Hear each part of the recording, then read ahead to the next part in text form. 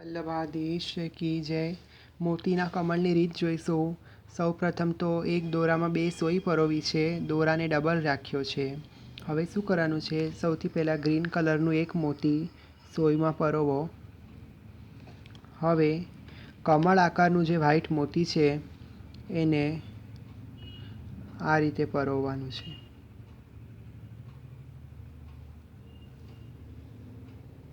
બંને સોયમાંથી કાઢ્યું છે.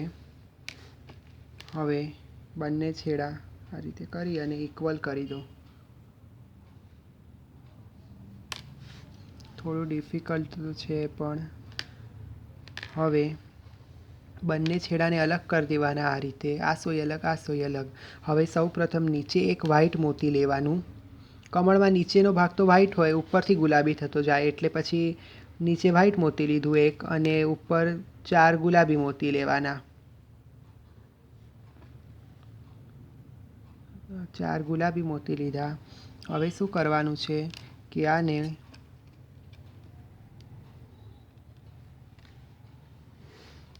આ જે પરોવેલું છે ને એને પાછું ઉપરથી નીચે કાઢવાનું આ રીતે. બરાબર. હવે ફરીથી એની એ જ મેથડ કરવાની છે કે 4 મોતી ગુલાબી અને એક સફેદ, એટલે 5 મોતી થશે. ફરીથી ઉપરથી કાઢો નીચે.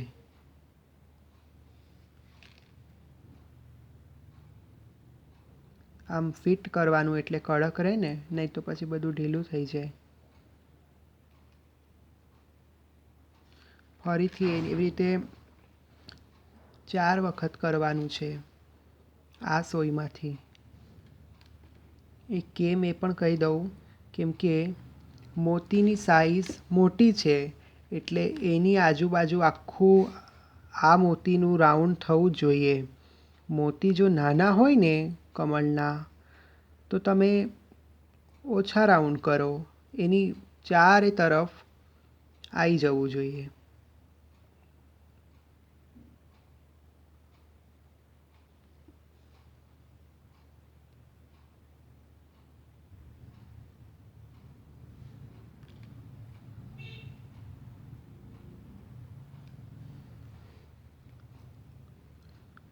આ રીતે. બરાબર. હવે ફરીથી એવું કરવાનું. એક વ્હાઈટ મોતી, બાકીના 4.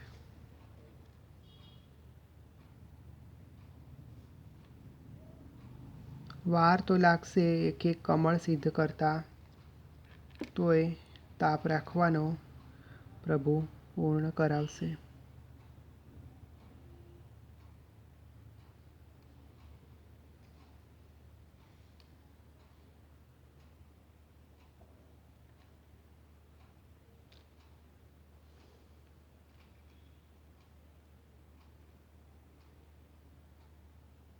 બરાબર. આ સોયના 4 ભાગ પત્યા. હવે આ સોયમાંથી એ જ મેથડ કરવાની છે, એમાં પણ 4 વાર કરવાનું છે. તો જ આખા કમળની કલીની આજુબાજુ મોતીનું કમળ સિદ્ધ થશે.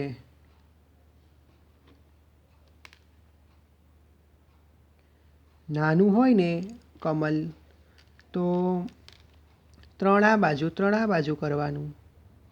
એનથી નાનું હોય તો 2 આ બાજુનું, 2 આ બાજુનું, એ રીતે કરવાનું.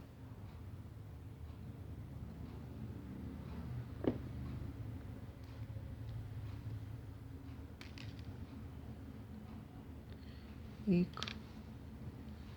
હવે આ બીજી વખત.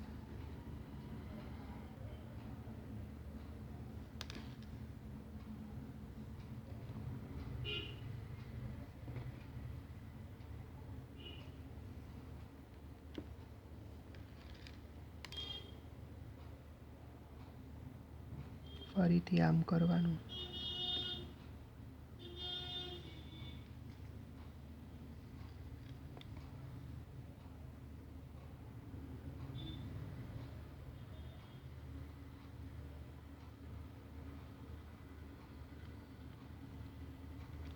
તોરાનું ધ્યાન રાખવાનું, નહીં તો ગૂંચવાઈ જશું ને તો આખું છૂટું જ પાડવું પડશે, નહીં થાય.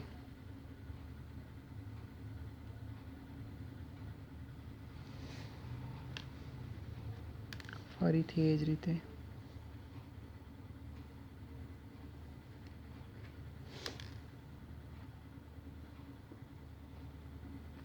બહુ ડિફિકલ્ટ છે પણ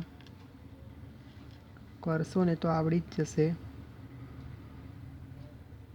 મહાપ્રભુજીના ચરણારવિંદમાં દંડવત કરી સ્ટાર્ટ કરવાનું.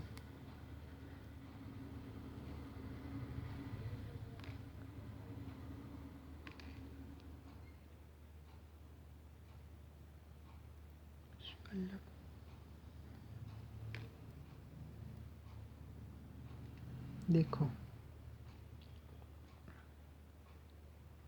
હજુ એક વખત બાકી છે.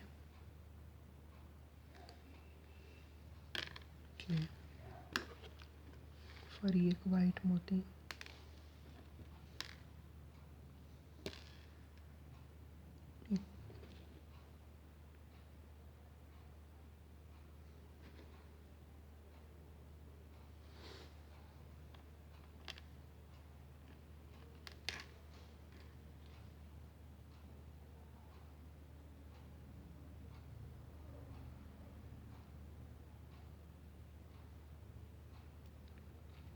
સોય એકદમ મોતીની રાખવાની, પતલી.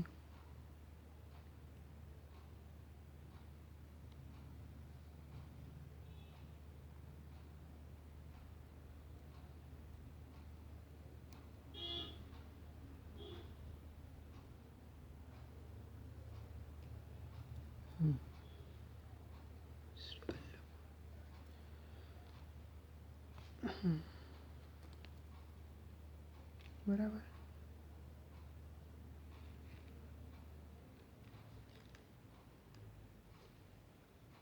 તમારું મોતીની ઉપર કમલ સિદ્ધ થઈ ગયું. આ પેન્ડલ છે.